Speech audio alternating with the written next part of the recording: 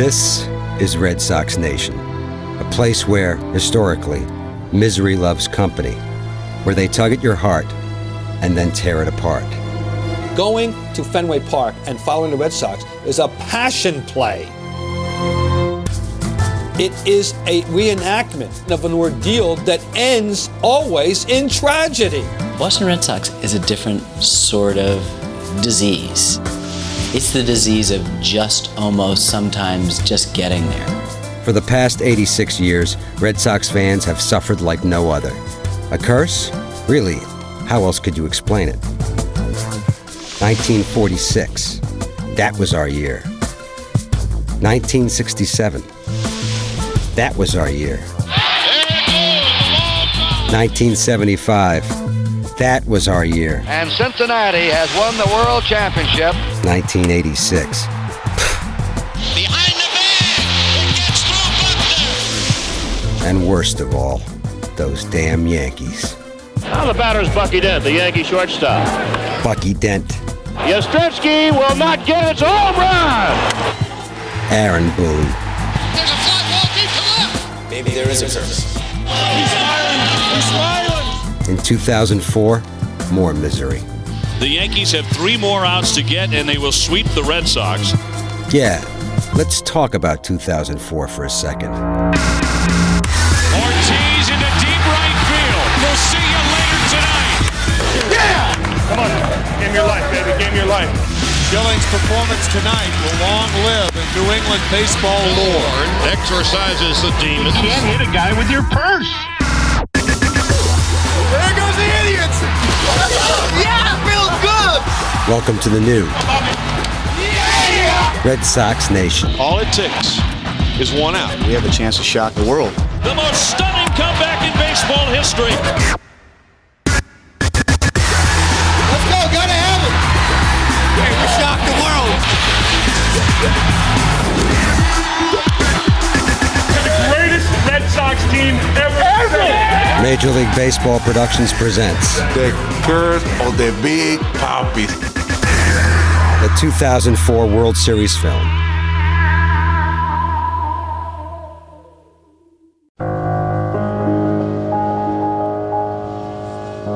It's mid-February 2004 in Boston, Massachusetts. Fenway Park sits silent, empty, frozen, cold. Not all that different from the hopes and dreams of Red Sox fans for the past 86 years. Men, women, and children who, with each new season, believe that when the ice thaws, so too will the so-called curse that has haunted their beloved team.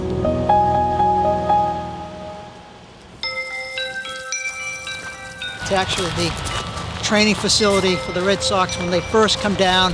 And these fans, some of them have been out here since 7 o'clock this morning. Red Sox, here we go.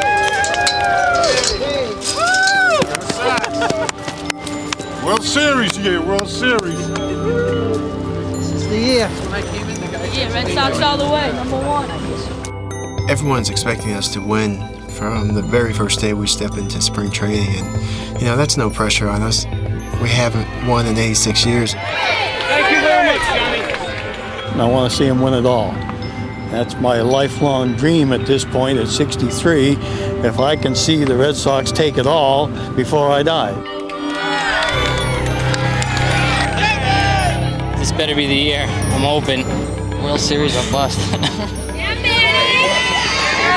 You step on the field, spring training, you have the feeling that you have the right team, that they've made all the right moves in the offseason, and you have a chance to go to the World Series.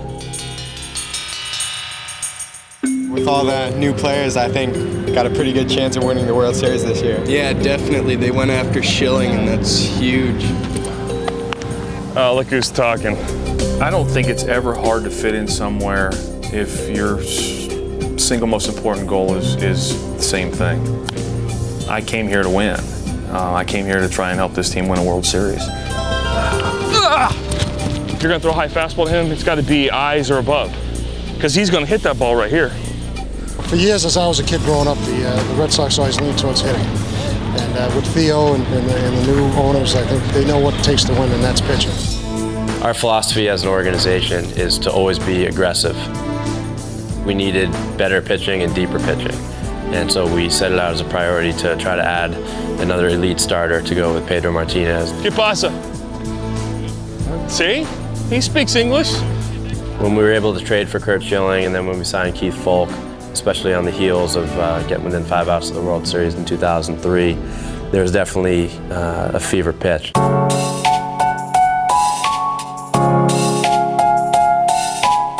When we pick up Curt Schilling and then go out and get a Keith Folk, to be on a team that can add those type of players, it was like, wow.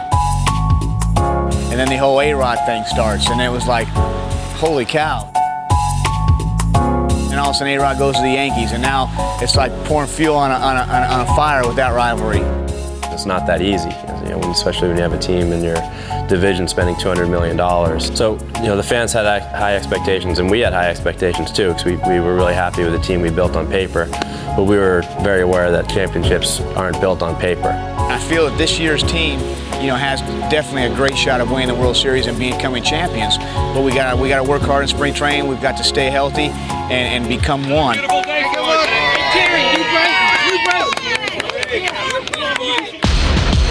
Welcome to Red Sox Baseball 2004.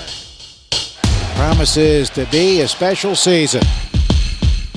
We left spring training, and I think we really believed we were very good. We came out of the gates playing well. And we stumbled for about 3 months. 500 baseball for 3 months felt like nothing but underachievement. But these Red Sox were still confident and loose. So they put their heads together. We're kind of treading water. I was dying for our guys to have a team personality as the season wore on. And then once we got going, all of a sudden the hair thing kind of came into play. And I was thrilled because it wasn't like guys were going their own separate way. They were all doing it to come together. I think we're trying to get a personality. I mean, Johnny Damon comes in right away looking like the movie Passions. He looks like Jesus. I mean, when you first see him, you're like, wow. People are like, what is he doing with his hair? My hair's all over me. But Johnny's our rock star. Johnny's our guy that keeps us going. He's our leadoff guy. Manny, I don't know. I always tell him, can you please put a hat on or a helmet, because I'm getting ready to lose my lunch with that hair. Pedro Martinez has got the soul glow. Wherever Pedro goes, you're going to have a stain behind his head. David Ortiz is we call him the big cat. He's got the smile that's from ear to ear, and it's just a great group of guys, and we're very lucky to have that. Look at what kind of manager we have, dude. Can you believe that? It's stretching like he's gonna fire something. What the hell, man? They told me if I don't start stretching, I get older, I'll look like you, so I'm trying to. And no matter who you are, you're gonna get ragged on. You're gonna hurt yourself with that in your hand. That is for self-defense purposes only. I don't care if you're Curt Schilling or if you're What's up, Timlin? Somebody's been around for 18 years. You don't fall for those tricks. It was always a big thing. You used to have the old saying, Boston ball clubs are 25 guys, 25 cabs. That was always the same. It's not the way it is in Boston anymore. It's unbelievable to come to the ballpark every day, and it's just so fun. One more time. About the bone? You take the meat and I take the bone that the ham was on. Teams with clicks don't win. I think we have a bunch of great guys that just come out here and play baseball, and we eat together, we win together, and we're going to fight together. Here we go. Barrett, Tech, and A-Rod. That's a wake-up call, man. We've been waiting for some sort of catalytic event. I think it's the beginning of something. We're getting killed that day. If we have a fight and get killed, that doesn't do us a lot of good. We have a fight, we come back from a big deficit, hit a home run off of Rivera, and boom, we got to win. The Red Sox win it! That walk-off home run kind of took the Yankees by surprise. It really energized us, and it set the tone for things that might happen later in the season.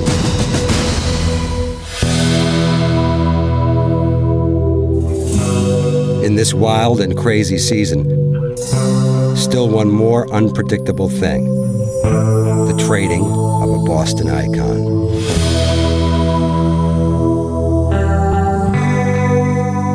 It came down to about a minute before the deadline, and we pulled off the trade, and if it didn't go well, would negatively impact the franchise for years to come.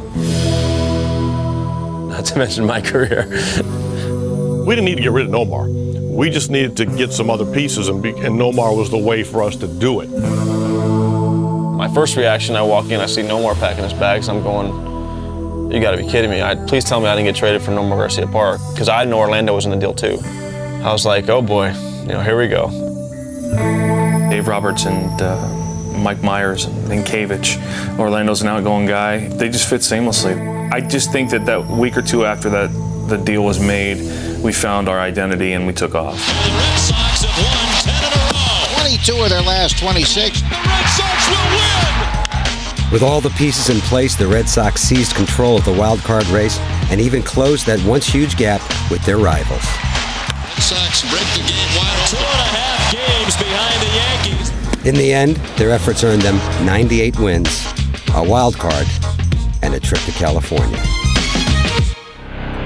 The slugging Red Sox against the Anaheim Angels. Don't go anywhere. Rip to left. Red Sox capture game 1. Home run for Veritek. Red Sox grab a 2-0 lead going home.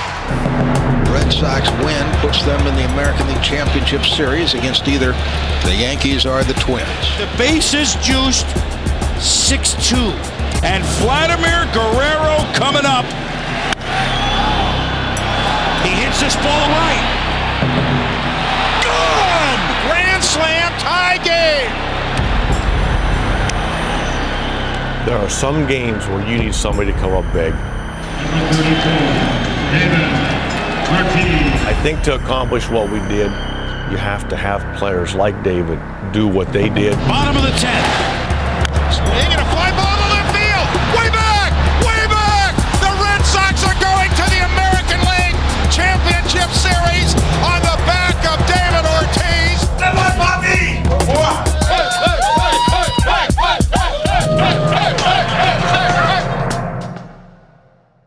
The two teams in the American League are facing each other in this series are the two best teams, period. This is the series everybody wanted to see. There's nothing bigger than Yankees-Red Sox. That's what baseball is all about. This was a hell of a rivalry. These are the two best teams. They spent the most money. They have the most talent. This is the way we wanted it. This is the only way to have it. I've never felt they were going to beat us. They do have to deal with history. It all started off because of Babe Ruth. We haven't won in 86 years. They're dying to win one. Hopefully they don't win. This isn't 1986. I remember Red Sox pitcher telling me, I don't want to be Bill Buckner. 1918. Everyone's expecting us to win. We want to win. This is baseball. We haven't accomplished anything yet. We're still not where we want to be. We got to win 4 games before they do. I'm not sure I can think of any scenario more enjoyable than making 55,000 people from New York shut up.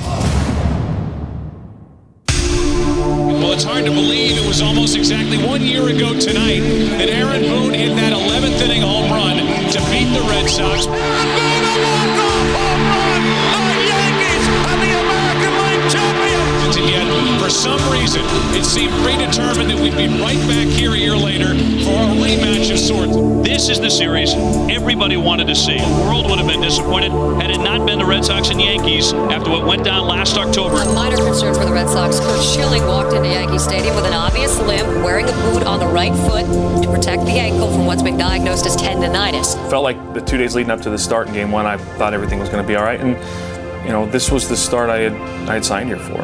This was the game that I came here to pitch. For game number 1, that's Curt Schilling on the mound for Boston. That's the man they went after and got their big-ticket man to start a game just like this. I went out to the bullpen and had probably the worst bullpen of my career. But mentally, I just shrugged it off and thought, okay, it's one of those nights. I'll be fine once the game starts. So much electricity. Yankee Stadium is, to me, one of the funnest places on the planet to play as a visiting player.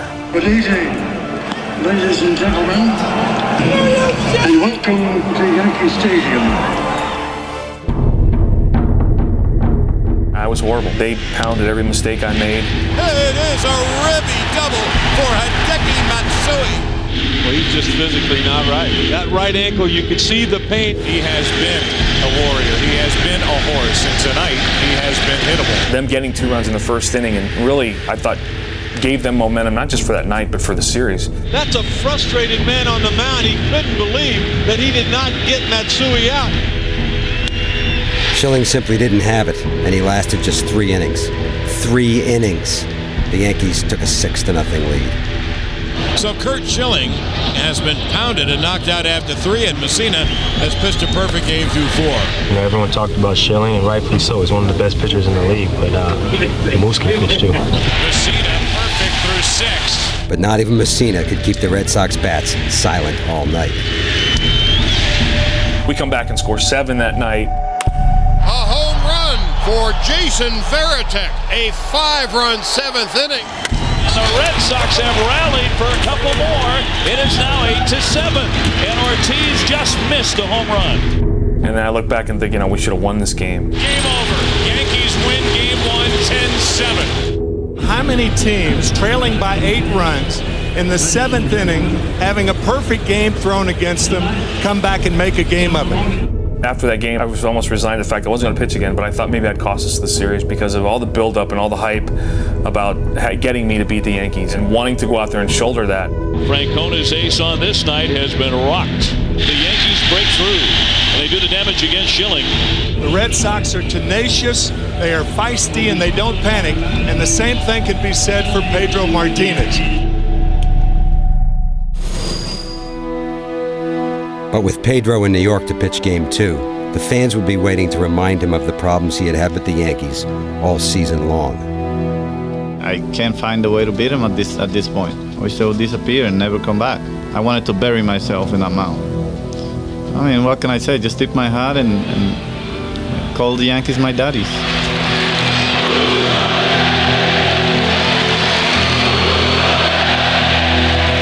It actually made me feel really, really good. 15 years ago, I was sitting under a mango tree without 50 cents, and today I was the center of attention of the whole city of New York. On the inside corner, he blew it right by the bat of Sheffield. Breaking ball, strike 3, beautiful pitch. Tonight he was Pedro. I mean, you know, all the things about how, you know, we manhandle him or beat him. I mean, tonight he didn't give an inch. And Pedro Martinez has responded with a terrific effort tonight. The problem for the Red Sox, Boston hitters have done nothing. I can't do anything if we don't score runs. I can only pitch, do whatever possible to keep my team in the game. From there on, it's up to them. I take responsibility for this. I mean, I 0 for 8 with 5 strikeouts. You know, I'm the catalyst on this team. He did an excellent job of giving us a chance to win that game. Made one mistake. Just going deep, and it's 3-0. But he left us in that game. That's all we can ask. Discouraging losing with your 2 aces in the first 2 games. Well, we're built on a team. We're not built on just 2 people. Ball game over. Yankees win.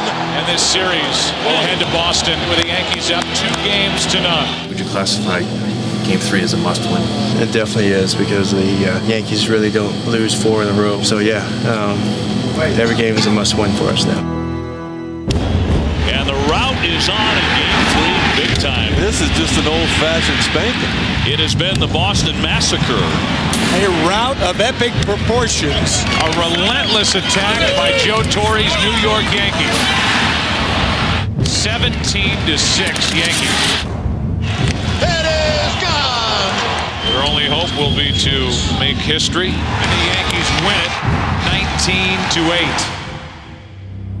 19-8. So there it was. 3 games, 3 losses. Another year that promised so much, about to slip away. The Yankees have a stranglehold on the series. They have a 3-game lead. Nobody has ever come back from 0-3 to win a best-of-7 series, so I would say that the Red Sox aren't in very good shape right now. Red Sox facing elimination. It's devastating. You know, you think, wow, we fought all year long to be swept. How do you come back from this? Being embarrassed on your home diamond by your most hated rival. We didn't have a meeting.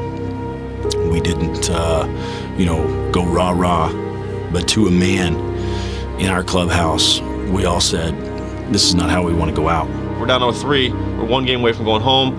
And the first thing on the guys' mouths are, don't let us win the night, because if we win the night, it's over. If we beat them in Game 4, guess what? We've got Pedro going Game 5. We've got Schilling going Game 6. And Game 7, you know, we got everybody going Game 7. And I think Terry said it great when he said, win tonight, worry about tomorrow. Back at the wall, Alex Rodriguez has hit one over the monster to make it 2-0 New York. Ortiz into right center, and the Red Sox have taken the lead in Game 4. Fell hard, knocks it down, can't make a play, and the Yankees lead again. It's a 2-run 6th inning and a 4-3 Yankee lead. Right now, the Red Sox are looking at getting swept. Their season is about to come crashing down around them, a season with so much hope. The Yankees have 3 more outs to get, and they will sweep the Red Sox and move on to the World Series. Mariano Rivera trying to finish off a sweep here in the 9th. It is 4-3 as Millar settles in. That inning, I let off with the walk. He walked it. There's life for the Red Sox. And I'm slow as molasses, and you know they're bringing in Speedy Roberts. A pinch runner, Dave Roberts, is going to come in for Boston. And I think Rivera picked over 3 or 4 times. That was close. I had to push the envelope and be aggressive. The world knows he was trying to steal second. And as nervous as I was, I wanted to make something happen. I think that was our only chance to win. In his first pitch home, he steals second. Roberts is going. Posada's throw. Roberts safe. In my opinion, that was the #1 biggest play. When he stole second base, if he doesn't steal that, we're going home. That was a huge play because it's like, whoa, they're already got a guy in scoring position, and now we're a bloop or a blast away from tying this game up. Mariano's the best in the game, period.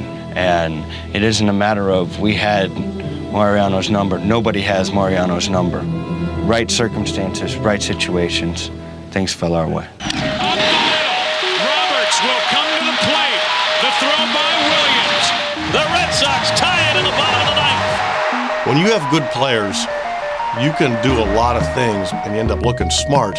But what it comes down to, and Billy Miller's a good example, he's a good player.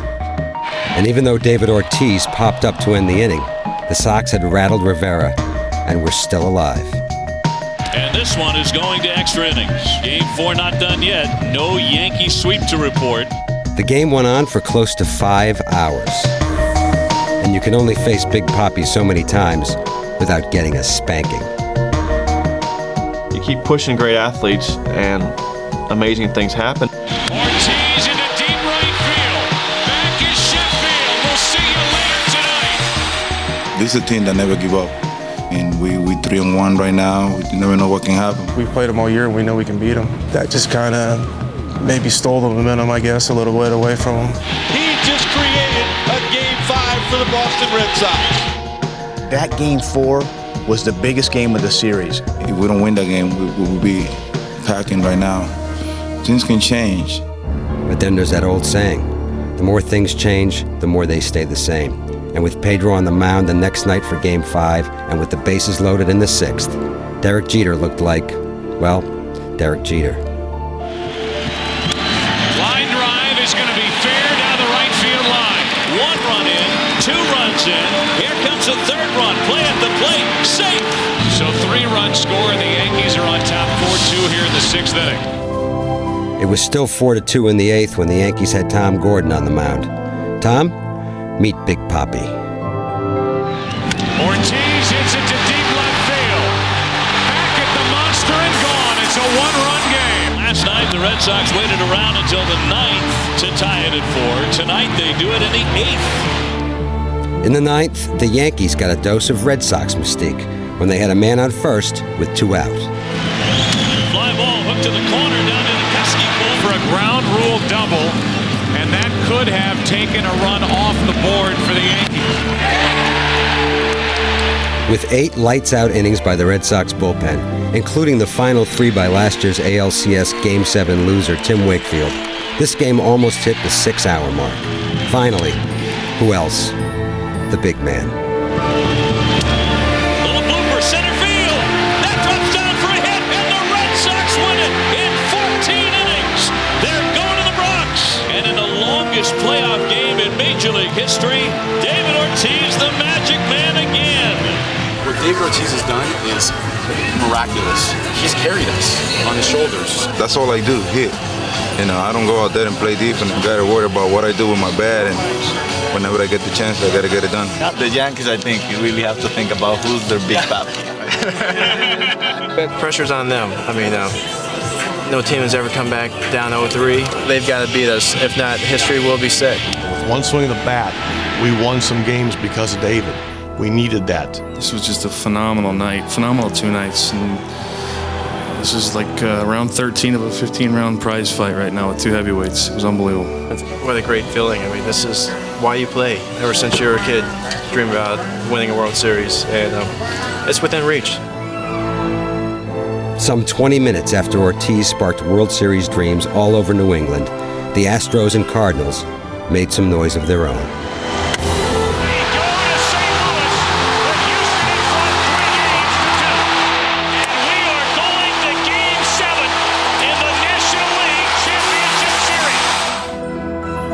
After Game 5, I think everybody was concerned except for us. I think we felt like it was ours to take. So it was back to the Bronx, where the Red Sox hoped to make baseball history. But the Yankees had been here before and remained both cool and confident. What they didn't know was that Schilling was standing on the edge of a medical miracle. We had to find something that was going to allow my ankle the flexibility to at least push off the rubber a little bit. And Dr. Morgan came up with the suggestion to suture down the skin between the dislocated tendon, the tendon that was still in place, to the tissue above the bone and basically create a wall where my tendon can't pop back in and out. I knew he'd go out there. I just wanted him to be able to pitch effectively, not hobble around, throw 3 innings. We did it, and it worked, and I felt like I was going to be able to do it. You know, not 100%, but at least he could go out and compete, and we all saw what he did. He struck him out swinging. Schilling's performance tonight will long live in New England baseball lore. I was scared to death. I didn't want to fail again. Knowing that our season was hanging on every pitch, every out, I looked at it as a chance to redeem myself and keep my team alive, and offensively we answered the bell. Bellhorn, a 3-run homer, and the Red Sox trying to come up with impossible dream 2, have a 4-0 lead in the 4th. Red Sox force Game 7. A tremendous pitching performance by Schilling, Arroyo, and Keith Folk, who does it again. Here we are, a year ago today, Game 7 again. And we've been saying since we're down 3-0 that, you know what, pressure's on them. Let's go out and make history. You want to make history? No doubt about it. We have a chance to shock the United States of America. What about the world? The world. All right, the world. There you go. If they're watching in Japan, we'll shock them too.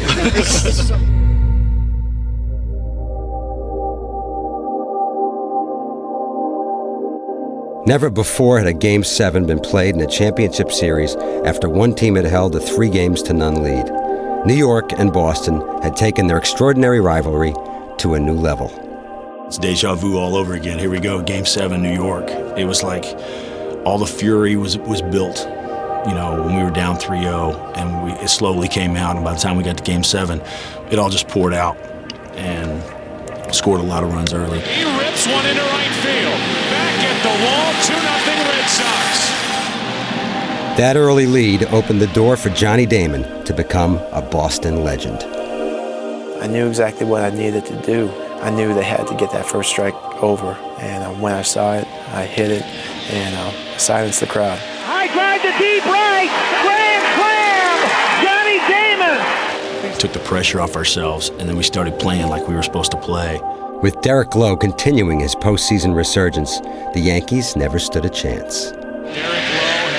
Sensational. This guy threw great curveballs. This guy threw a bunch of changeups and mixed in his sinker. The beauty of Game 7 for me is I pitched, because watching is so much more nerve-wracking, and especially what happened last year. We knew we had to score early and then keep on scoring. Johnny Damon, 6 RBIs tonight, and it's an 8-1 Red Sox lead.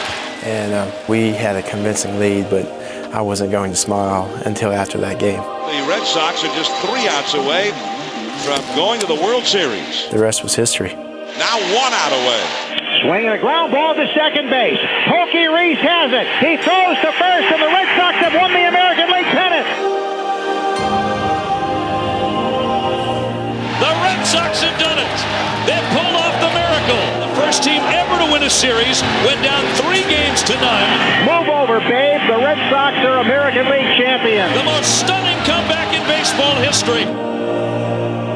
What happens when 25 guys who care about each other, who are talented, what they do in the face of adversity. We shocked the world. We shocked the world today. They rallied together for one another. Probably the sweetest moment, we could possibly have. Just standing on that field, because I remember last year seeing Jeter and these guys go crazy out on the field. It was so nice for us to be celebrating. So, we finally did it. We're going.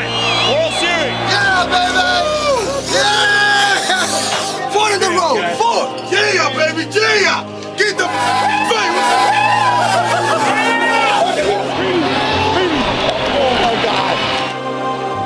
You know what? I was happy to do it and actually happy to get over the Yankees. We did it! We did it! To finally overcome what was our nemesis. Ah! Thank you, Lord. Thank you, Lord. Oh, Lord, thank you! He really, can respect what Tim Wakefield did tonight after the game. He stood on the mound. He didn't want to leave because of what happened last year, and no one wanted to pull him off. I'm proud of you, man. I'm so happy for you. That was pretty special for me. The year before, I had to walk off the mound, the losing pitcher. I actually got to stand on that mound and hug a lot of my teammates. Celebrate the American League Championship. There's a lot of respect for that team over there. I know there's a lot of history, a lot of emotion. We also know how good they are. Hats off to the Yankees. We just beat the best organization in sports history. Number one, baby. We took it to another level. That's it. Number one. We've got 4 more wins to go, regardless of who it is. The Cardinals are National League champions. We're going to Boston. We feel that we got as good a chance as anybody now to win the whole thing.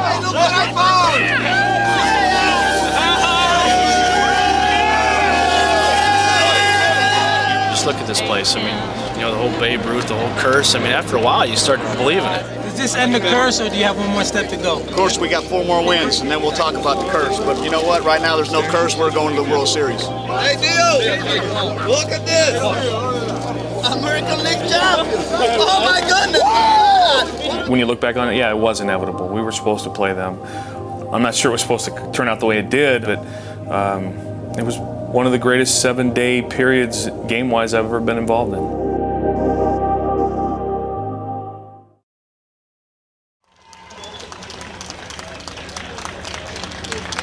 We accomplished a huge goal for the city of Boston that we finally beat the Yankees. Everybody says that the Yankees-Red Sox series is always the World Series, but it's not over yet. We still have a tough team coming in to face in the World Series. We're going to do our very best to try to bring this city a championship. Beating the Yankees filled Red Sox Nation with unbelievable joy. But the 86-year-old struggle was far from over. Only a championship could kill the curse and bring back those Boston glory days. Days now long forgotten. The Red Sox won 5 of the first 15 World Series, including 3 World Series in the teens when Babe Ruth was here. Up until 1918, they're about as good as it gets in the American League. But all that ended with the sale of one player, starting a chain reaction of misfortune that defied belief. Ruth is off to New York to the astonishment, I think, of the baseball community. They can't believe that the Red Sox are going to let this guy go. And, of course, that's known as Curse of the Bambino. In our town, so many weird, wild things have happened at the end. You start to look to the larger forces, that's where the Curse of the Bambino comes in. And the Mets are down to their last out. 6th game, bottom of the 10th. We're up 2 runs, 2 outs, 2 strikes. How can they come back? How can they come back? But the Mets did come back, tying the game in heart-wrenching fashion, setting the stage for a surreal moment, one that lives in Boston infamy. Mookie dribbles the ball down the first baseline. Couldn't be a worse place for him to hit the ball. The ball had hit something and bounced to the side and just missed it. Behind the bag! It gets through Buckner! Here comes Knight, and the Mets win it! It was one of those where you just sit there and shake your head and go, well, what happened? It's something Red Sox fans have asked for generations, even in the wake of their greatest moments.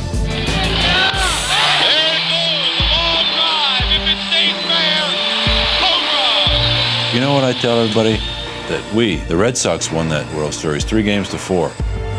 And Cincinnati has won the World Championship, beating the Boston Red Sox 4-3.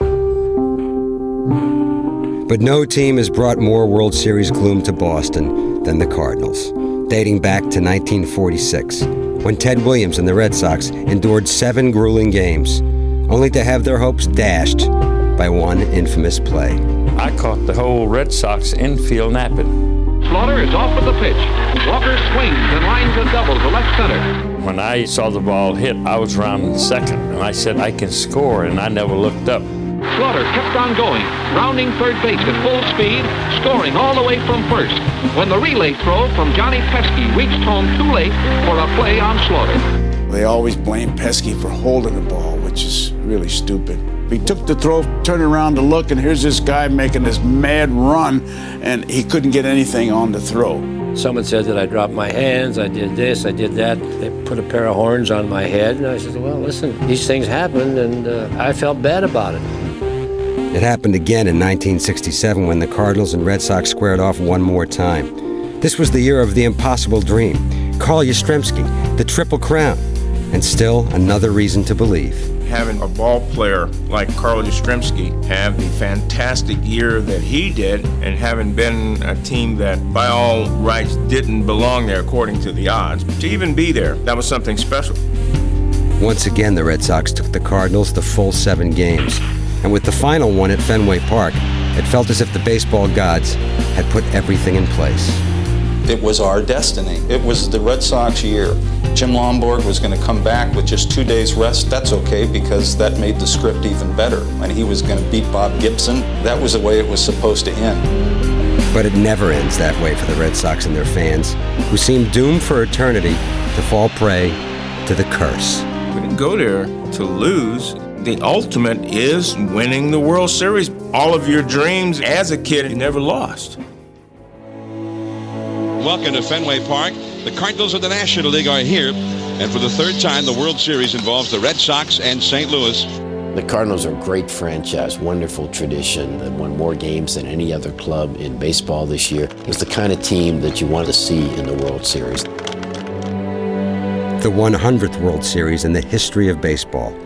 Would this be the time? Would this be the year when 25 men, more than willing to shoulder the cause, would answer the hopes and dreams of generations? When I got to Boston, I was choosing on somebody that was supposed to deliver. We have been close before, but to actually bring it over, it's going to be a big thing, and I hope we make that dream come true.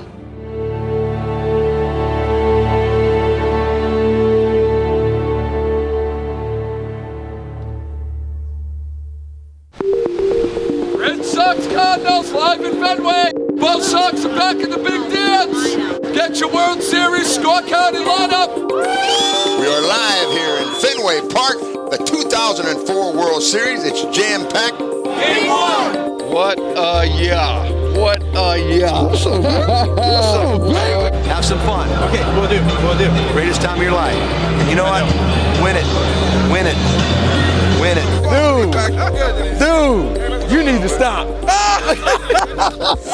All right. Good to see you, Bobby. All right, man. It's a cold night here in October. The fans in Boston could care less. For the first time since 1986, they get a chance to see their beloved Red Sox in a World Series. Two teams that are set to do battle. We expect to see a lot of offense, and we'll wait and see which bullpen can nail down wins. Woody Williams and Tim Wakefield on the hill tonight. The Red Sox were opening the series with a seasoned playoff performer in Tim Wakefield, the first knuckleball pitcher to start a World Series game since 1948. It was a huge honor for me to throw my spikes on and feel the electricity in the ballpark, and I just took a lot of pride in being able to be Game 1 starter. He delivers a swing and a miss. He struck him out. A good start for Wakefield tonight. He smokes this one into the right field corner. It is fair. But the double by Larry Walker proved to be the Cardinals' only hit off Wakefield in the first. Against St. Louis starter Woody Williams, the Red Sox bats made a bit more noise as Johnny Damon picked up where he left off. One at the back, down the left field line, and Damon will dig for two. It's a leadoff double for Johnny Damon. And Cabrera, that hit him, knocked him down. With 2 men on, Williams now had to pitch to Ortiz. Big mistake. Pitch. Swinging a line drive deep to right. If it's fair, it's gone. 3-run homer. Big Papi does it again in the first inning of the World Series. 3-0 Sox. It was actually one of the better pitches I threw, the whole time I was out there, but he's such a good hitter. I wanted to be on his hands. He was down and in, where most left-handers like it. To his credit, he put a good swing on it and was able to keep it fair. But the Red Sox weren't done flexing their muscle in the first. Millar hits one into deep left field. Back at the monster. It is off the green monster. Taguchi plays it well, but it's a double for Millar. 4 straight hitters have just clobbered the ball. Curveball grounded right past third. A fair ball. Base hit. Coming in to score is Millar. The Red Sox now lead 4-0. Now St. Louis needed base runners and got them however they could. Edmonds bunts. Third baseline was wide open. Edmonds moved to third, and Mike Matheny's sacrifice fly brought him home to make it 4-1 Boston in the second. 1 inning later, the Cardinals' late-season acquisition came up big once again. Now there's a swing. There's a drive deep down the right field line toward the foul pole. Home run! Larry Walker brought the Cardinals one step closer, but Boston was relentless. Second walk in the inning, and the bases will be loaded up for Boston for the second time in the game. 0-1 pitch. Swing and a line drive base hit into right field. Here comes Miller. He scores. Johnny Damon an RBI single. The Red Sox 8th hit of the game, and they lead it 5-2. That's going to be it for the right-hander Woody Williams tonight. Pitching is definitely a field position, and I don't know what the reasoning was. A lot of it has to do with just couldn't get a feel for the zone and couldn't feel for the ball. We realized that this is a unique situation that you don't let go too far, and we had to go to the bullpen early. But this was not a feel-good situation for Danny Herron either. Bases loaded. Facing Orlando Cabrera. Into left field, a base hit. 1 run scores, and that makes it 6-2. Bases loaded, 1 out. Ramirez grounds that one deep short. Renteria tracks it down, throws to second. Got the force there, but another run is in to make it 7-2. That's how it stood in the top of the fourth, where the Cardinals continued to show patience at the plate, knowing full well that knuckleballs tend to flutter out of control. Here's a 3-1. A leadoff walk. With a 7-2 lead, last thing in my mind as a catcher is we don't want to walk anybody. Back-to-back walks, back-to-back high fastballs. So let's throw fastballs here. You're going to throw a ball that's about 75, 78 miles an hour. It's a ball that he should be able to control most of the time. But Boston was still committing cardinal sins, and St. Louis took advantage. Bases loaded, nobody out. The pitch is hit in the air into right field, not very deep. Nixon is there, tagging Edmonds. There's the tag. Throw to the plate. They have a play at third. The wild throw by Millar goes into the dugout, and the Cardinals get a gift run. It's 7-4. Ground ball runner trying to score. Miller will fire on the first base to get the out as another man crosses the plate. Womack is in. That makes it 7-5. Terry Francona had seen enough, and Boston was able to escape further damage in the fourth. By now, both bullpens were locked in, and the score remained 7-5 until the sixth. And Walker stumbles, but he made the catch. That's when Boston on this cold night played hot potato once again. Breaking ball is bounced slowly up the third base side. Bronson Arroyo, wild throw to first base, and so Taguchi is given second base. A double by Edgar Renteria made it 7-6, and up came the sizzling Walker. That is a fair ball. That's going to tie the ball game as Trot Nixon goes to get it 7-7, and Walker is 4 for 4. To come back from down 5, tied up, we picked up some momentum there. It was a good thing for us. We're not going to give up no matter how far ahead or behind you are. Till that 27th out's made, you got to keep going after it. But the Red Sox had the same philosophy and applied it in the seventh. Here's the pitch. Swing and a shot into left center field for the base hit. Here comes Bill Horn with the go-ahead run. Edmonds' throw to the plate will be offline, and the Red Sox lead it 8-7. Hard hit, and that comes up and catches Womack. In to score is Cabrera. It's 9-7 Boston. Boston had regained the lead, and the Fenway faithful let out a momentary sigh. But Red Sox fans are always waiting for something to go wrong. And when the Cardinals put 2 on in the 8th, Francona called on his closer. Get it in, folks, let's go, shut it down! And that's when the fans' worst fears became reality. Marquis at second, Cedeno at first. Here's the pitch. Fastball grounded into left field, a base hit. Marquis will go to third, and the ball is overrun by Manny. Now Marquis, who had stopped, heads home. Here comes a throw. Jeez! Manny came in and overran the ball. Swing, a little pop-up, back to third, coming in Ramirez. Not a good outfielder. He slides and he misses the ball. Cedeno will score, and the Cardinals have tied it with a chance to take the lead. Ramirez, 2 errors in the inning. You know what it was. It was the curse. Was it? Was this just another chapter in the book that says that Red Sox fans must endure agony every stinking time they get this close to the prize? It was such an ugly game. We had some mishaps. We threw the ball around. Manny kind of had that car accident out in left field.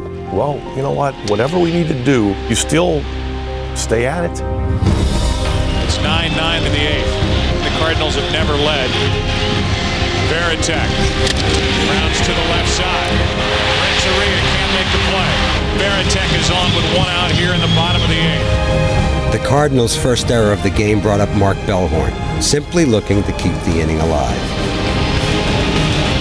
Tavares with a long set deal. Swinging a high fly ball deep down the right field line by the pesky Pope. Home run! Homers in his 3rd straight postseason game.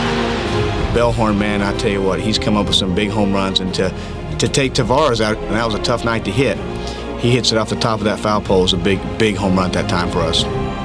Those situations, you're really not thinking about anything, and that's kind of what I was doing. I knew it was, pretty big. Once he got me with 2 strikes, just kind of trying to put the ball in play, and sometimes when you do that, you just kind of let your natural talent take over. The Red Sox lead it 11-9. Can you believe it? And Folk made certain that Boston would not let this lead slip away. 2 down, a runner at second. The set by Folk, the 0-2. Swing and a miss, and a change up there to catch him, and it's over. The Boston Red Sox have won Game 1 of the 100th World Series. They've now won 5 straight postseason games. The final, Red Sox 11 and the Cardinals 9.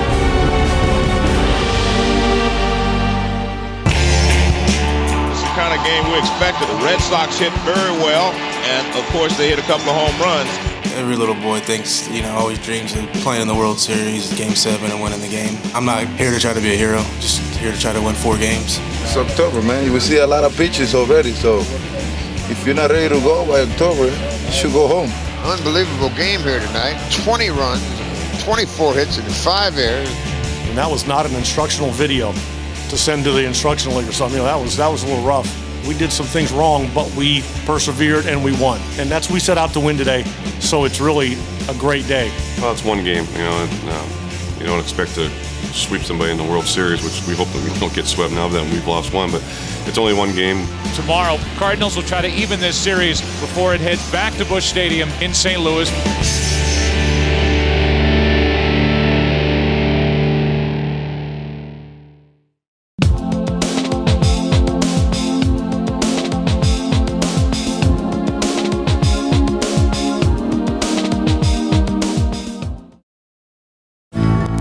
Party here last night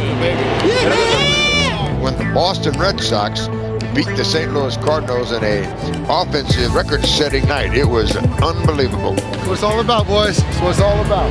Good evening, everybody, and welcome to Fenway Park for Game 2 of the 2004 World Series. A cold and misty night as the Red Sox try to make it 2 straight over the Cardinals. St. Louis Cardinals have their hopes riding on the right shoulder of Matt Morris. For the first time in his career, he's working on only 3 days of rest. I think the last time I pitched on short rest was a wiffle ball game when I was 10. But there's nothing to rest for is the whole point, It's all or nothing right now.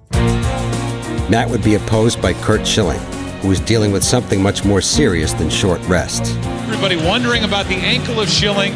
When I woke up at 7 o'clock this morning, I couldn't walk. I couldn't move. I, honest to God, did not think I was going to take the ball today. I didn't think I could. Curt Schilling's ankle could be a problem. There were signs every mile from my house to this ballpark wishing me luck. The doctor, Bill Morgan of the Red Sox, able to sew together the dislocated tendon in his ankle to keep it from causing him pain.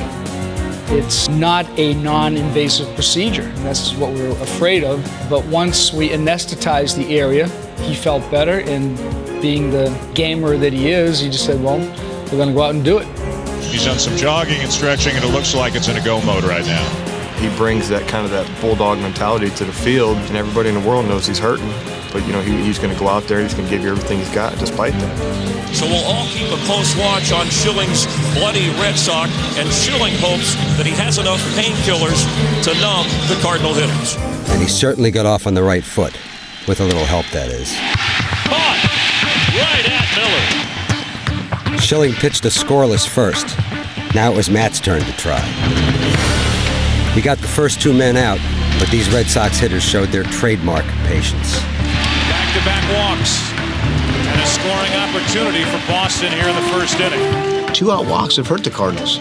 We draw the tough walks, we get the pitch count up, and those are all intangibles to set up for the guy getting the hit. There's a high drive out toward the triangle, deep right center field. It's off the wall at the 420 marker. Ramirez scores. Ortiz scores. Varitek slides safely. A triple for Jason Varitek. I've hit a few triples, but they have to be placed pretty good. I was just fortunate that Edmonds, as good an outfielder he is, he's got a chance to run down about anything. And the ball fell in, hit the fence, kicked, and then we were able to get the extra base.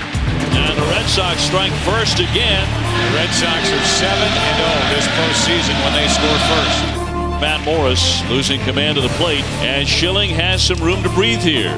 The ankle didn't seem to pose a problem, for Schilling was in complete command. Struck him out. Schilling with the splitter. He shut the Cardinals out until the fourth, when Boston once again was bedeviled by its defense, with 2 out and Pujols on third. Ground ball hard hit, knocked down by Miller out in front of him. He cannot recover, and the run is in. St. Louis is on the board. Boston's been charged with 6 errors in these first 2 games. But they made up for their miscues with their bats, as Miller doubled to right to put runners on second and third for Game 1 hero Mark Bellhorn, who'd been outstanding in the 9-hole. Center field shot. Edmonds back. It's over his head, and it's up against the fence. 2 runs are in. Bellhorn strikes again. That makes it 4-1 Boston. They've scored all their runs tonight with 2 out. Schilling's got a 4-1 lead with which to work now. There's a swing and a miss by Anderson. Strike 3, and Schilling busted a 91-mile-an-hour fastball by him. Right now, as far as we're concerned, he's just competing, and I don't think there's anything physical that's going to hold him back right now. Schilling hobbled a bit, but he's still out there with a 4-1 lead. That medical procedure to attend to the ankle of Curt Schilling seems to have worked, but most of it is the heart of Curt Schilling. You see a man that does that to his body for the sake of a city, you, a teammate. That just shows you what he's made of. It's as if the Red Sox fans hang on every step he takes with that tender ankle. That ankle giving him lots of trouble, but he's back for more here in the 6th inning, and the question is, how long will he be able to go? Curt answered that question with each passing inning, shutting down the heart of the Cardinals lineup. Changeup struck him out swinging. Fact is, Walker, Pujols, Roland, and Edmonds went 3 for 15 in the game. Struck him out with a splitter. This guy is a warrior, and that's why we brought Curt Schilling here to help us, get to our dream. Schilling persevered into the 6th inning, this in spite of a defense that once again was making an abundance of mistakes. Round to the second, over to his right is Bellhorn, and he overruns the ball. It's unbelievable. So another 4-error night for the Red Sox. This is hard to imagine in a World Series.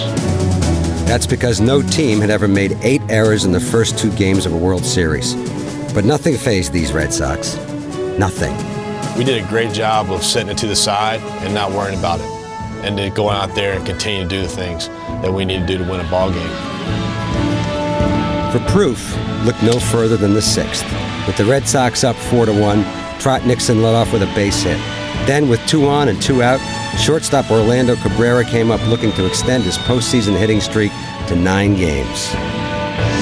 Swing and a fly ball, deep left center, way back, off the wall. Yeah! Nixon is in. Damon Routhing, he scores. 2 more for Boston. All 6 of their runs have scored tonight on clutch 2-out RBI hits. With a 5-run lead, it was now safe to take the pressure off Schilling and his ankle. His 6 gutsy innings without allowing an earned run had become a part of World Series lore. The biggest story of this game, the work of Curt Schilling on the bad ankle. He gutted it out for 6 innings. I've been there. I've been hurt and pitching hurt, and I can only admire that. I know exactly what's going through his mind and what's going through his heart. The valiant Curt Schilling, who is a hero for the Sox. You could see that he was in pain very often, but Schilling found a way to get it done. Maybe I put so much trust in the Shield because I've been around him. You take for granted almost his resolve to be a great pitcher. I just wish everybody on this planet could experience the day that I just experienced. It's just the most amazing day of my life. From one folk hero to another, where in the ninth, closer Keith Folk continued his postseason scoreless streak. A ground ball to short. Cabrera has it. Stumbles, gets up, throws to first, and the Red Sox lead the series 2 games to none. And the Boston Red Sox are halfway to the World Series title. They have taken games 1 and 2 in Fenway and head for St. Louis in full control of the 2004 World Series.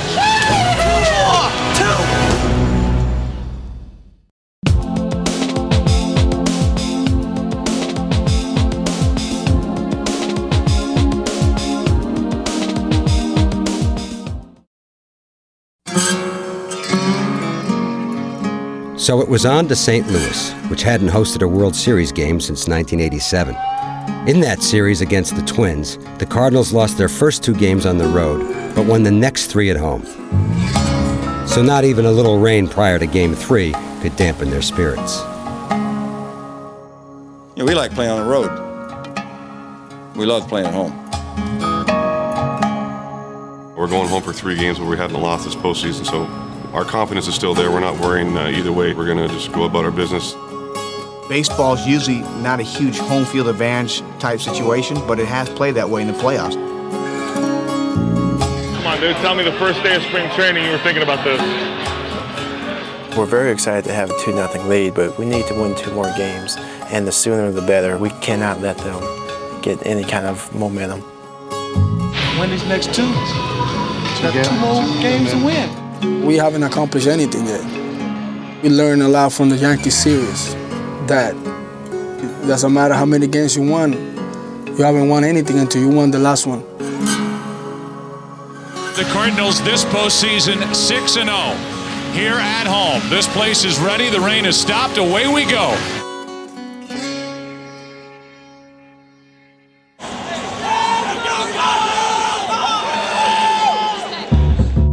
So the Cardinals, in as dire a circumstance as has befallen them at any time this year. Jeff Suppan had pitched for Boston in 2003. He knew just how dangerous they could be.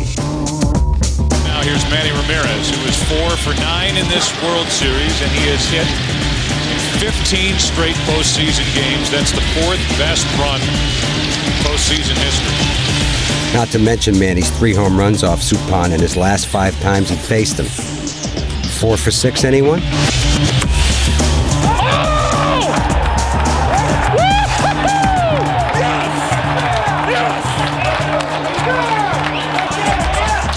Manny, he always do something that help this ball club. Before the game, I told him, don't be afraid to go deep. You know, it counts in playoff too.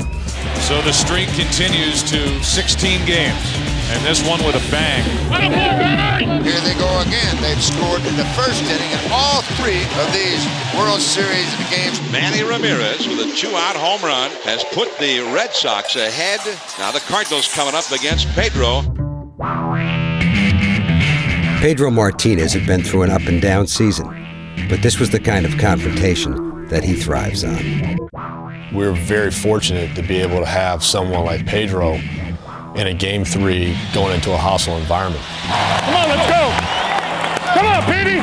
Pedro did struggle in the first, but after the Cardinals loaded the bases, they chose to gamble, and they lost. That ball is lifted to left field. Coming into the ball is Manny. Very shallow left. He makes the catch. Tagging and heading home. Walker, the throw, right there waiting. He is tagged out. A double play, and the inning is over. Before that, I was just thinking, hey, if they hit a fly ball over here, I'm going to try to throw somebody out there. So It did, and I just went home, man, and I think that was a big play for the game. But an even bigger play took place in the third. With runners on second and third and nobody out, the Red Sox played the infield back. Better jump on Martinez here, or you might never get another chance. The infield is back normal depth. The ground ball to the right side can do a lot of things. Walker swings, ground ball to the right side, and Suppan does not come home. Suppan is hung up. Now Ortiz goes back to third, and he is out. Well, we knew that Walker was up. We couldn't play the infield in. We had a one-run lead, and we were actually giving up on that run at third. Suppan could walk home, but for some reason he stops. Seeing Suppan stranded in between third and home plate was a plus for us, because I went over thinking, well, we got one out and one run in. Not only do the Cardinals lose a run, they lose a man at third and one out. Renteria's over there. The throw by Ortiz gets Suppan, and you cannot butcher up a play any worse than Jeff Suppan just did. The third inning with the base running mishap, it seemed like the crowd was kind of stunned. It seemed like the Cardinals even kind of, it knocked them back for a minute. And Pedro collected himself and really started pitching. Martinez looks like he has settled in. And that spelled trouble, because Ramirez helped to give Boston a 4-0 lead in the fifth. And that would be more than enough for Pedro. You could just see the confidence growing in him. He started throwing the changeup a little bit more, keeping these guys off balance, and that's what I've seen him do the last couple years that I've been here. That's why he's Pedro Martinez.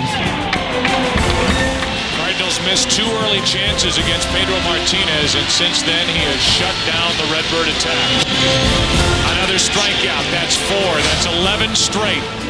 Pedro on center stage in the biggest game of his career in the World Series has answered the challenge, and I never thought there was any doubt he would. He's a Hall of Famer. He's a competitor. He knows what he wants to do, and he wants to dominate. Swing and a miss. He struck him out. 6 strikeouts for Pedro. He was outstanding tonight. 98 pitches. He retired the last 14.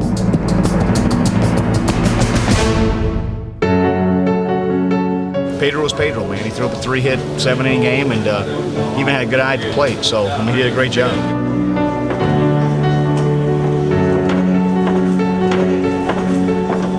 Pedro was pretty awesome. It seemed like he got better as the game went on. I mean, his changeup and his cutter was just amazing. One of the better performances I've seen of him this year.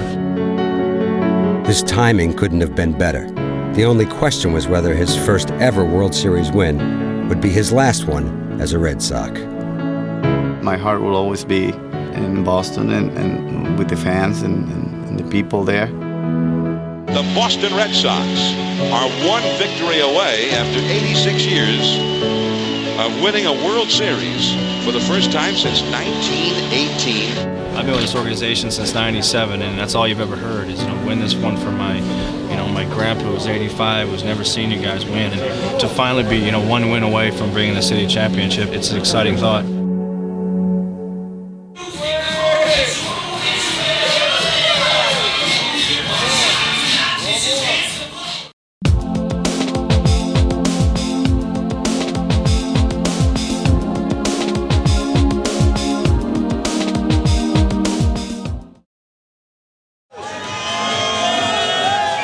Everybody, and welcome to Busch Stadium in St. Louis, Missouri, where the Red Sox try to end the baseball season. Game 7 tonight. Game 7. We're trying to win tonight. That's our best way to attain our goal. And when there's a time when the season's over and it's time to look back and reflect, but right now we're competing. Well, you know what's at stake here. The Boston Red Sox 1 win away from trying to do something that the franchise hasn't accomplished in 86 years, and that is win a World Series. And to this point, for the first 3 games of this World Series, they have out-hit, they have out-pitched, and they have run the bases better than the St. Louis Cardinals. They have been relentless. Yeah! Let's go! The Red Sox bursting with confidence. Yeah! Boston has won 7 straight postseason games. No one has ever won 8 in a row in the playoffs. Let's go, baby. Let's go. Making history right here. Changing history. Will the impossible possible dream 2 come true tonight? Will it be mission accomplished tonight? La Russa saying before this game, I love this team too much. This team is too special to have it end tonight. 4 games in the World Series and goodbye. Let's go, gotta have it, gotta have it. The mission seemed impossible. But if the Cardinals were to come back, it would have to begin with their 26-year-old starter. Jason Marquis. Now, he was a strong factor in the Cardinals' run to the National League title. That's the Marquis they need tonight. But just as they did in the first 3 games, St. Louis fell into an immediate hole, with Damon, once again, the catalyst. I felt like I was going to hit a home run right there. And I was like, you know what? If I get a pitch in this certain spot, I'm going to drill it. Swing and a shot. Ripped into right Way field. back it goes. He is going to put Boston on top. And the Sox have done it again. And the Boston Red Sox, on the verge of a World Series win, have taken a 1-0 lead, 1 batter into the game. They just have not let the Cardinals get started. You can just see the field out there. The players were kind of deflated after that. They're like, wow, here we go again. Coming into this game, the Red Sox had scored first in 9 of 13 postseason games, and they won all of them.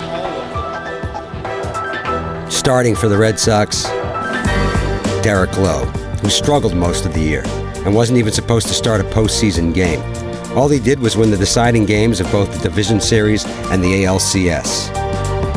I think it was the perfect situation for Derek to pitch. When Derek's confidence is high, it's very tough to beat him. He allowed a leadoff single in the first, but then settled in. And his nasty sinker was one reason why this explosive Cardinals lineup was reaching a new low. Swinging a dribbler off the end of the bat up the first base line. Lowe picks it up and tags the diving Rolen for the out. What a play that was. I saw that confidence in it, looking to in his stride, in the way he was carrying himself. We thought we were going to get good things from D'Lo, and we did. 0-2 pitch. Here's a swing and a miss. He's out on strikes in a hurry. He is pitching with all kinds of confidence now. Why be nervous? Why get uptight? You know, this is why you play the game. This is why you work hard to get to the World Series. Enjoy it. I mean, that's the attitude I've always taken, and it works for me. Still clinging to a 1-0 lead in the 3rd inning, the Red Sox loaded the bases with 2 out. Clutch 2-out hits had become a Boston theme throughout the series, and Trot Nixon sought to continue the trend. You got to really think about the situation here. You got bases loaded, all the pressure's on him. Marquis trying to hang in. The Cardinals are trying to hang in. I saw the first 2 pitches real well, threw for balls, and then all of a sudden he threw ball 3. 3 balls, no strikes. Expect Trot Nixon to take another one here.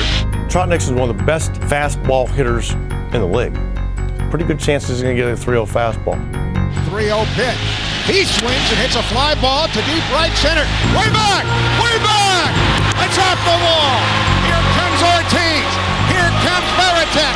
And a 2-run double by Trot Nixon gives the Red Sox a 3-0 lead. And what you see there is a free and easy Red Sox team with a 3-0 lead, and they're going for it. There's enough trust in Trot and the rest of the guys that we do hit 3-0 a lot. That's what we want our guys to do, is get a pitch they can handle and drive it and do some damage. He missed a home run by 5 feet. I didn't know if it was going out. I didn't care. As long as he got in the gap and my teammates score, that we're on base, that's all that really mattered to me. Red Sox are doing everything right, and the Cardinals are doing nothing.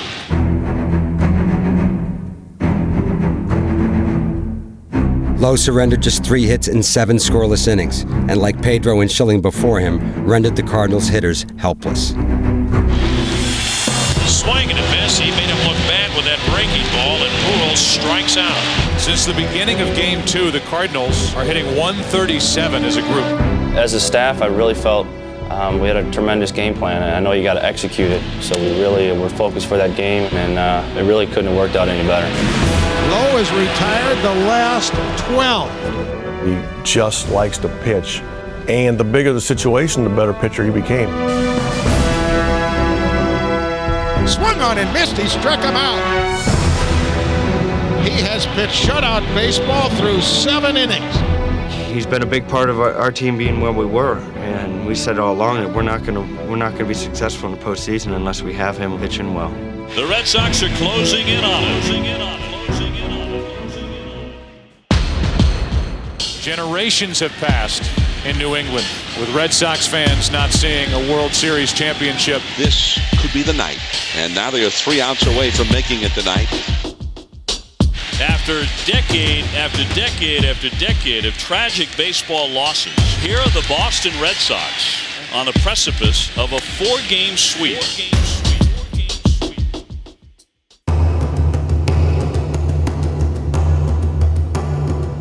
Red Sox Nation on the edge of its collective seat, so close to a World Series title. Keith Folk comes in to try and close it. Pujols gets it started with a hit right through the legs of Folk. Is that the start the Cardinals need? And here is Scott Rowland, who's 0 for the World Series. Still 3 outs to go. I watched Game 4 from the scout section, where we always watch the game. Then I went down in the 9th inning to the clubhouse. Come on, Folky. High fly ball to right, very playable. There's Kepler, and that is out number 1. 2 more to get for the Boston Red Sox. Folk will battle with Jim Edmonds, who has struck out twice in this World Series. And the Red Sox that close to a World Series championship. Strike 1. City of Boston has not turned in. You can bet on that. Let's go Red Sox! Let's go Red Sox! Nothing in 2 to Edmonds. Fastball swung out and missed. He struck him out. 2 out in the 9th inning. Almost. The Red Sox are 1 out away from winning it all. It has been 86 years since 1918. The last time the Red Sox won the World Series. Edgar Renteria, the last chance for St. Louis to extend this game. When you get to that last out, you think you're going to win. You're almost trying to hold back, but it's hard to keep it inside because it is so emotional. You start breathing harder, your legs start shaking. I mean, you're about ready to erase a 86-year curse. Folk to the set. A 1-0 pitch. Here it is. Back to Folk. Red Sox fans have longed to hear it. The Boston Red Sox are world champions. After 86 years, the Boston Red Sox are the champions of the baseball world. Next year is finally here. Can you believe it? It's just a tremendous accomplishment for this team and the city, and 86 years of frustration's finally over.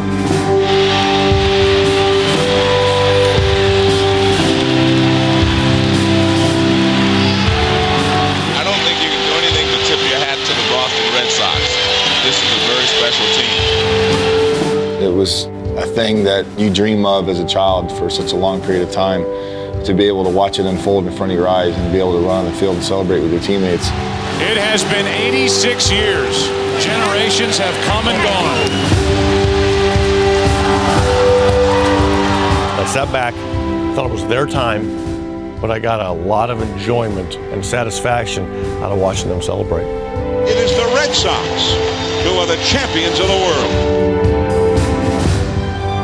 I can say without any reservations that this is the happiest moment of my life, just because of the collective goal had been reached. And the most valuable player in the 2004 World Series is Manny Ramirez.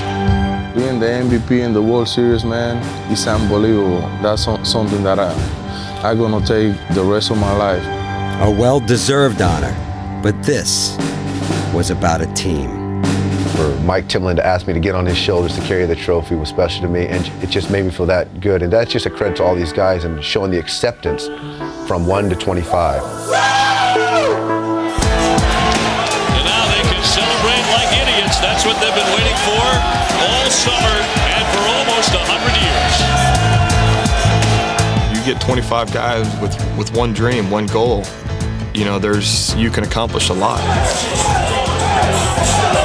We keep things as loose as we can. We don't do anything by the book. We have fun. We're just a little different than everybody else in the league. It's almost like we don't worry about the little things, and I think that's where our team is just kind of loosey-goosey.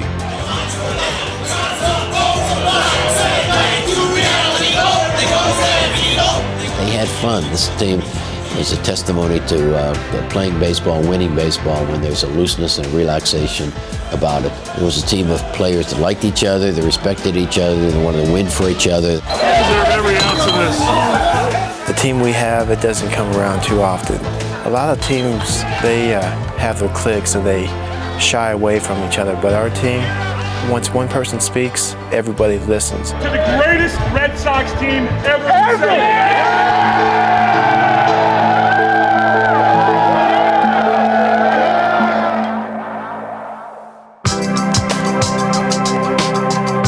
We're a good team. We're a great team. You know, we're one of the best, if not the best, Red Sox team ever. Boston Red Sox world champion. Not only did we win a World Series, we changed history. That's what makes this one so much more special. Hundreds of thousands, if not millions, of baseball fans never thought they would see, and it's become reality. Red Sox went into the clubhouse for the trophy presentation, and now they're coming back out again, celebrating with several thousand Boston fans, you can hear. What a surreal sight this has to be for all the Boston fans, watching as the trophy gets lifted high into the air. Red Sox fans really enjoying this moment. 2,000 to 3,000 of them still here, gathered atop the third base dugout. We've had such a huge following. To bring something that hasn't been there for 86 years, it gives me goosebumps to think about it.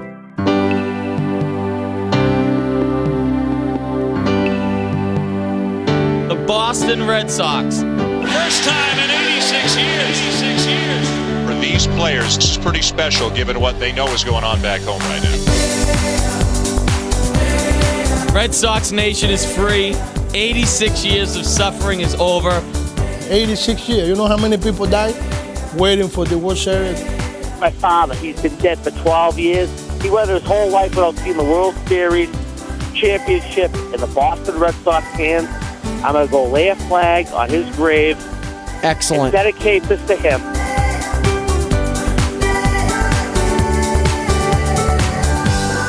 The 86 years. And finally, they did it.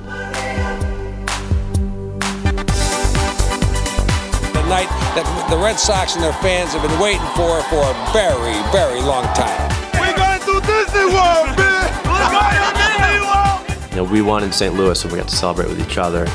But then we got to go back to Boston. The Red Sox arrived at Fenway about 7:30 this morning. A hero's welcome, and why wouldn't it be? Hundreds of fans waited in the cold for them. We made that ride in from Logan Airport to Fenway Park hundreds of times over the years, but this time was special. Coming from the airport to the ballpark, you saw guys hanging off buildings on bridges waving. You can't approach the game and try to play for 86 years. But when you do win, and then you look around and see how it affects people, it's pretty cool. Even the folks at MIT took some time out today to turn their famous dome into a baseball with the Sox logo. Quite definitively, we can say there is no curse in baseball. After 86 years, next year is finally here, and the curse is gone, that sign's gone, and the Red Sox have proven they got the heart of the nation. I think the entire country now is marveling at what the Red Sox have done. This is all of New England. This is not just one state. It's just so fantastic. You couldn't believe it. We believe! We believe! Every year we've been out here waiting for the day that this is going to happen. So finally we got it. Jerry, has it sunk in yet? The Red Sox are world champions. I think it's going to sink in today. You folks have waited long enough. It's time to party! But the confetti's starting to fly in Boston as the parade is underway. It's time for our players and for all of our organization to say thank you for your loyalty, your support, your passion. Red Sox Nation is the best in the world. We've been waiting so long for them to win. It's just wonderful, wonderful, wonderful. So just the joyous celebration that continues here. This crowd is now 20 deep on both sides, hanging out of windows, on top of buildings, being a part of this wait for a lifetime celebration. I had to admit, when I woke him up for the ninth inning, I was wondering, what if they don't win? And I've scarred him for life. But they won, and I was very happy that they shared it with us.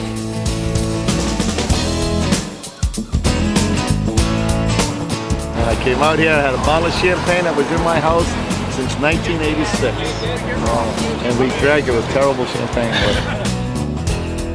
We knew that because of the length and the intensity, that this would be something special. But as we held up this trophy, we saw people just paralyzed in their excitement. There was a sense of community like nothing I had ever seen. And all we did was win a few little baseball games, but it did a great deal for this city and for all of Red Sox Nation.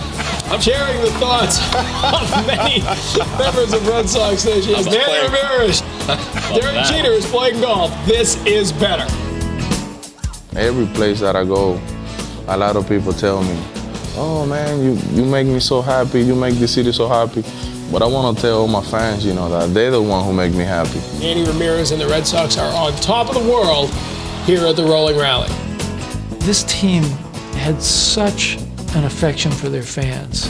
They were so excited about getting out there and saying thank you. And it was basically 3 million fans saying thank you. Both sides saying thank you to each other. Just really happy for everybody in Boston and all throughout New England. It's a great feeling. It's been a long time coming. Boston Red Sox can finally say it.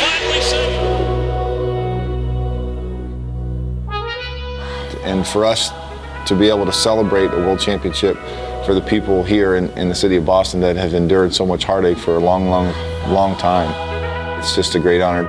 They are champions of the world. And although these players haven't waited 86 years, they are aware of the burden that a lot of Boston players have played under with the constant reminders of how long it's been. I'm here to play not just for me, but for the guys that have been here and lost. When that last out was made, that was probably one of the best feelings as a Red Sox person could ever have. Shelley grabbed me, hugged, and he did say, "This is for you." Then I went over and stood there to Wakefield, and Tim says, "You deserve this, Johnny."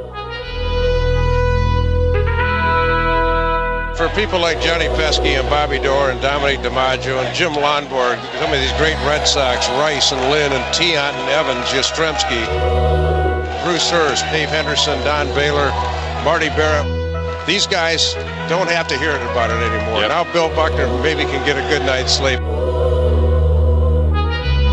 This goes well beyond the Boston Red Sox 2004. This is for all the people that and all the teams that have come up short. This is for the city, this is for all the fans, and that was why we did it.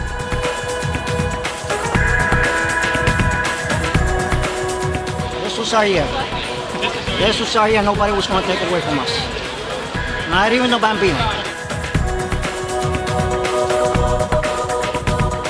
To be the team, to beat the curse, see the reaction of the Red Sox Nation, the smile on everybody's face, and just going into a winter of bliss. Everybody knows that it's been 86 years.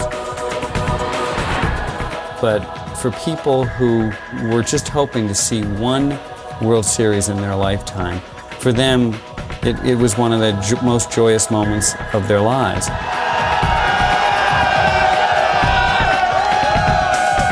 So happy that I could be with my dad, finally see them win it after, I know, many years of him wishing they could do it, and the pain and suffering, but now it's finally over.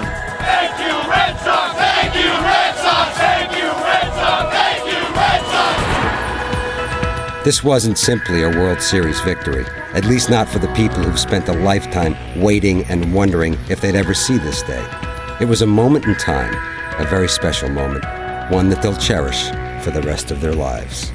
I would like to have my name inscribed in a green monster, along with everybody else's. I wouldn't trade one World Series ring in Boston for 3 anywhere else.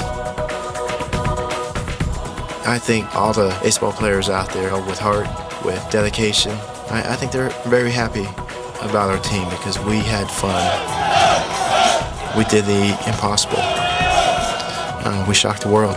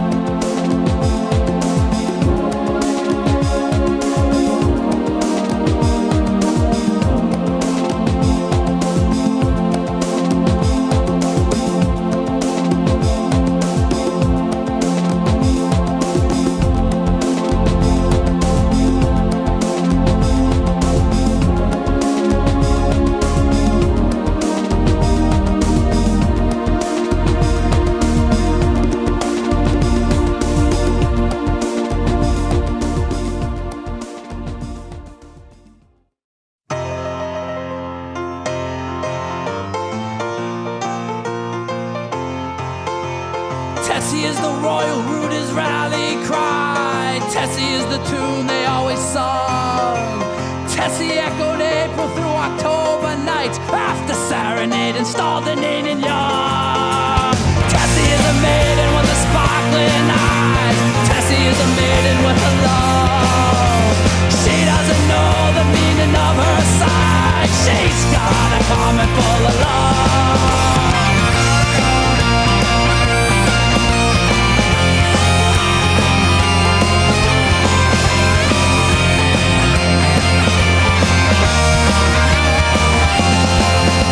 Sometimes when the game is on the line, Tessie always carried them away. Up the road from third base to Huntington, the boys would always sing and sway. 2, 3, 4. Tessie, Nelson, McGreevy, Charlotte, we're not here to mess around. Boston, you know we love you, man, they hear the crowd roar to your sound. Don't blame us if we ever doubt you. You know we couldn't live without you. Tessie, you are the only. The Rooters showed up at the grounds one day. They found the seats had all been sold. McGreevy led the charge into the park, stormed the gates and put the game on hold. The Rooters gave the other team a dreadful fright. Boston's 10th man could not be wrong. Up from third base to Huntington, they sang another victory song. 2, 3, 4. Tessie, Nelson, McGreevy, Charlotte, we're not here to mess around. Boston, you know we love you, man, we hear the crowd roar to your sound. Don't blame us if we ever doubt you. You know we couldn't live without you. Tessie, you are the only. The Rooters gave the other team a dreadful fright. Boston's 10th man could not be wrong. Up from third base to Huntington, they sang another victory song. Tessie, Nelson, McGreevy, Charlotte, we're not here to mess around. Boston, you know we love you, man, we hear the crowd roar to your sound.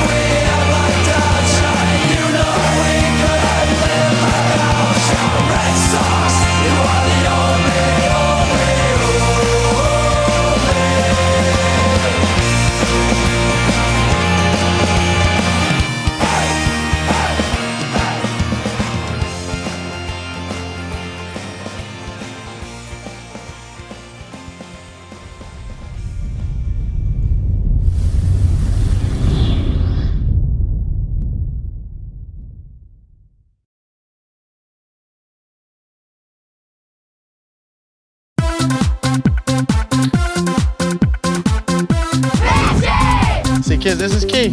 Everyone got their mean faces? All right, now step and kick your leg up real high. That's awesome. That's perfect. That's it right there.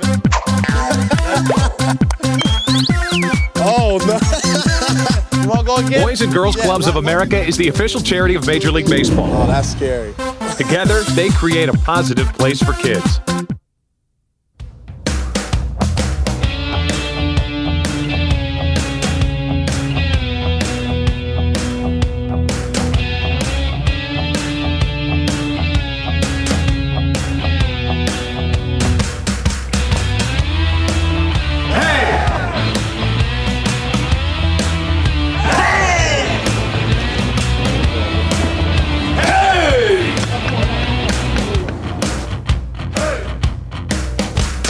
Rock and roll!